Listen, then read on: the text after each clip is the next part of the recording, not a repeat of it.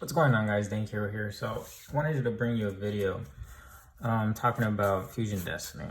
So it's, I'm sure the title should be something like, should you run Fusion Destiny or something like that, but I guess, should you run Fusion Destiny? Getting into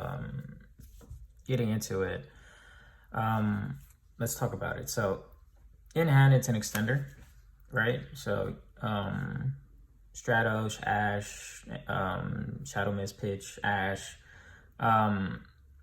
It's Ash bait, I guess. You could Ash bait your opponent with Fusion Destiny. Being locked in the darks is not that much, it's not that problematic because everything you're going to be summoning is dark. It does allow for resources in grave, so it's an extender. It allows for resources like malicious. You can send malicious Shadow Mist, and then you get the effect of Shadow Mist. So not only do you get a body on board, you get the ad. You do get an extra body on field, so it's an extender. It allows for resource management in grave, and it gets you a body on field like Dystopia or Dangerous or whichever Fusion Destiny here, whichever Destiny hero that you're gonna run. So I guess those are the good sides of Fusion Destiny. It's an extender. Gives you resource management in grave, and such cards like Dynatag, Malicious, Pitching Mist to add. And it gets you, Dystopia or Dangerous on field. It just puts a body on field, right? Getting into like the cons of this card is that this engine, you're not gonna run anything less than 6 cards for this engine, and that's excluding malicious. So if I grab the malicious, right, let me go get the second one, sorry, and this, right? Okay, so you're at, that's 3, 4, 5. Now let's add the the engine part of this, because you're gonna have to run more. Because in my thought process, it's two per card. Because you're probably never gonna get you're probably never gonna go to a third. I've never personally gone to a third Fusion Destiny. I have used 2. But in my thought process, it is gonna be 2 per card, so you'll at least want to have enough for 2. So 2 Mally, 1 Dynatag. I've ran Drawhand over him because the cool play where you can use send Drawhand and whatever, like malicious or Drawhand, and then on your opponent's turn, and you have, let's say, a Dark Law or double Dark Law, you summon Drawhand, you force both of you to add, and since you added on res, Dark Law would snipe too. So that's why that when I ran Fusion Destiny in my main, I ran Drawhand because of that interaction. Shout out to Eric because he showed me that. Celestial, this is when I talk about resource management. Dumping this and Dynatag, and then let's say they break your board or you don't have enough for game next turn, but you see this in your grave, and you say you had a spell, you set it, or you comboed off, and you still had this in grave, well, banish, and you draw 2. So that's resource management. And then plasma, obviously. This is definitely a main when you're running this. Walking skill drain, things like that. But this is, look how big this engine is, right? So going over the cons of Fusion Destiny, right? Went over the pros. Extender allows for resource management and puts an extra body on field, and if not, it gets you basically to plasma. Walking skill drain. Going over the cons. This, it's 1, 2, 3, 4, 5, 6, 7, 8. It's 8 cards in your main. That only allows for 3 cards to be hand traps. 3, because everything else needs to be main decked. You can afford to take out 1 equal, and maybe cut Shadow Mist to 1, but still, like that, like everything else that's in main deck needs to stay in there. Okay, so 8 cards. You're not allowed for maximizing on your hand traps. All right, and Yeah, like I understand. In the very beginning of this, I said that the condition where it locks you into darks doesn't matter as far as special summoning, because you can normal summon anything you want, right? So it doesn't hurt your normal summon. But say you wanted to go into driver, to add back a poly or a mass change, or you wanted to, this was your only play and you couldn't do sunrise, absolute zero. So this, in certain situations, does hurt. The locking into darks in certain situations. It's not as often, because this, if you're gonna run this, it should be your last thing, unless it's your only play, and then yes, that's the situation where you're not gonna get into sunrise, absolute zero, driver. So yes, the condition where it does lock you into darks does come up. So I'm gonna put that as a con.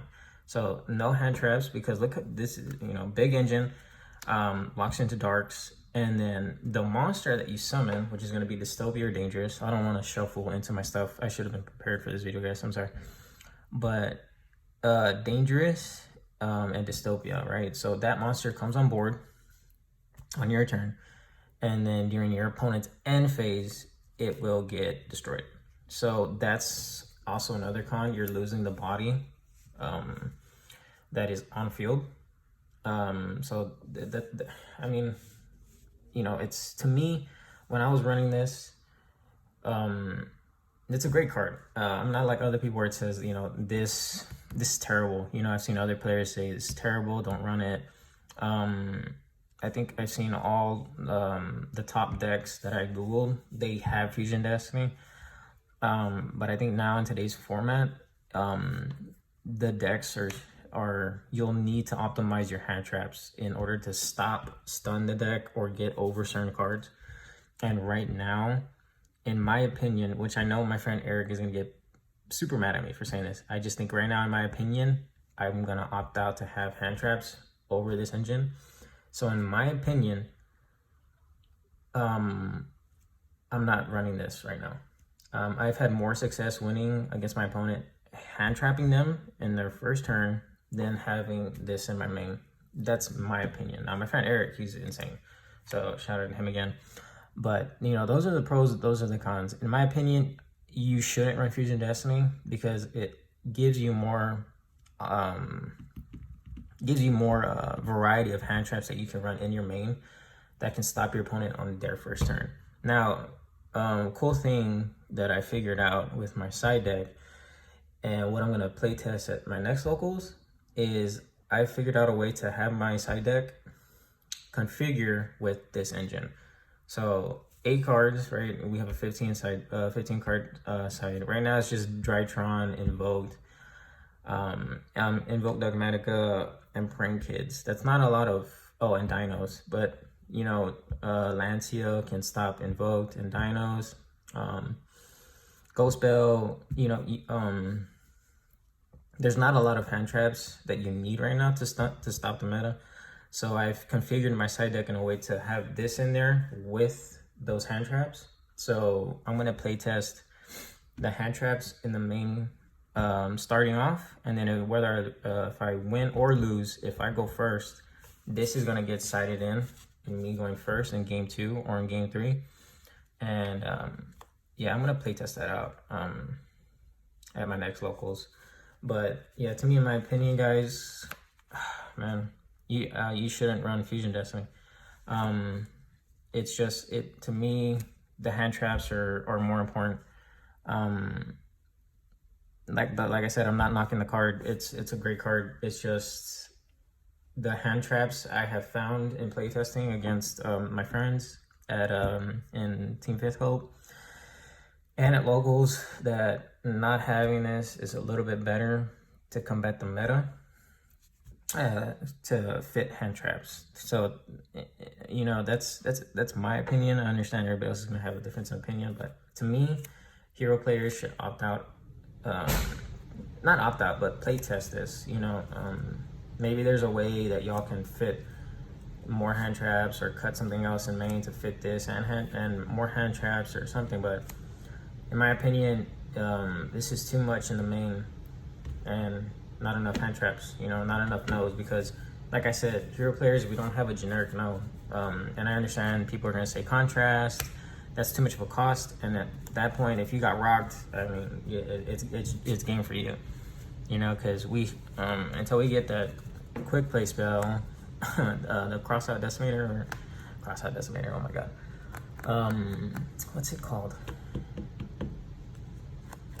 That quick play spell where you can send the same card, negate the, you know, so you'll obviously chain, negate the Nibiru. But in my opinion, guys, you shouldn't run Fusion Destiny. Opt out for more hand traps, because you want to stop your opponent, and if not, you want to at least break their board with the hand traps you have, you know, like Nib. You can fit twins right now because I know Paleo is going to be a thing. We're in a control format, so fitting those cards to me is better than having this engine. It's just it's that simple. So in my opinion, you should not run Fusion Destiny. Opt out for the hand traps so you can at least see more in your opponent's first turn, so you can stop them and have game next turn. But yeah, guys, that is today's video. Leave any comments on any videos you'd like to see. I am gonna start trying to post duels against my friends and at locals. So I'm gonna be bringing that here, like, you know, so you guys can see heroes against the meta, because now heroes are coming up more in this format, as far as like in the main YouTubers pie charts, except Simo. Simo will always put them in everything else because, you know, that's his thought process on heroes, but I really don't care about him. But, you know, Miklo, Yassine, you know, all those guys, they've been putting heroes. Not that they've been putting heroes, but heroes have been more in the competitive scene, like as far as the meta, in that meta pie chart. That's what I'm talking about. But yeah, guys, I hope to bring those types of videos, the dueling videos, so you can see heroes against the meta. And that'll be later on. I'm going to be posting every Sunday or Monday. And yeah, guys, that's all today's video. Opt out for Fusion Destiny for more hand traps so you can stun the meta. And DankHero out, baby.